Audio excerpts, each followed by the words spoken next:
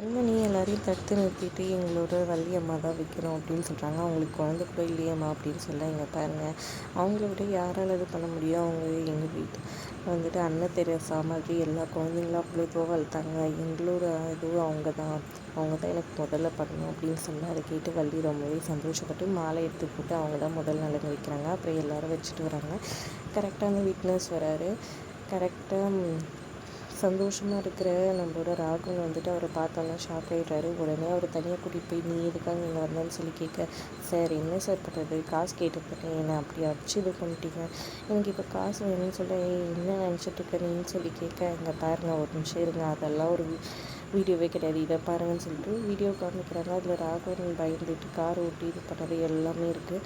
பார்த்தோன்னே ராகவன் பயந்துடுறாரு. இப்போ எனக்கு பணம் வேணும் அப்படின்னு சொல்ல, சரி நீ இதெல்லாம் யார்கிட்டையும் காமிச்சிடாத, தயவு செஞ்சு இரு, நான் உனக்கு பணம் ஏற்பாடு பண்ணேன் ப்ளீஸ் அப்படின்ற மாதிரி சொல்லிடுறாங்க. சரி ஓகே, சீக்கிரம் நான் இங்கே இருக்கேன் அப்படின்னு சொல்லிட்டு அவர் இது பண்ணுறாரு. அப்புறம் ராகவன் பயந்து போயிட்டு மாறன் கிட்ட இதை பற்றி சொல்ல, அவன் இந்த அளவுக்கு வந்துட்டானா அப்படின்னு சொல்லிட்டு, சரி நான் அவனை பார்த்துக்கிறேன், நீ கவலைப்படாத, ஃபங்க்ஷனில் இருன்னு சொல்லிடுறாங்க.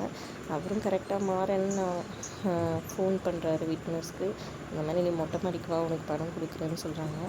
டபுள் பணமாக கிடைக்குதே, சரி இந்த பணமும் நம்ம வாங்கிட்டு அந்த விஜய் சொன்ன மாதிரி உண்மையை சொல்லிட்டு போயிடுவோன்னு சொல்கிறாங்க. ஏன்னா விஜய் மிரட்டியிருப்பாங்க, நீ உண்மையை சொல்லணும், அவங்க பணமே கொடுத்தா கூட நீ உண்மையை உடச்சிட்டு தான் போகணும், இல்லை உன்னை கொல்லாமல் விட மாட்டேன்னு அவங்க மிரட்டுறாங்க. அதனால் அவர் ஒரு பிளானை போட்டுட்டாரு.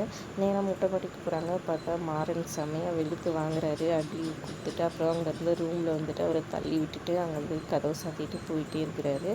பொறுத்திருந்து பார்க்கலாம் அந்த வீக்னஸ் உண்மையை சொல்லிடுவாரா, இல்லை என்ன நடக்க போகுதுன்றதை. வீடியோ பிடிச்சிருந்தா லைக் பண்ணிக்கோங்க. தேங்க்ஸ் ஃபார் வாட்சிங்.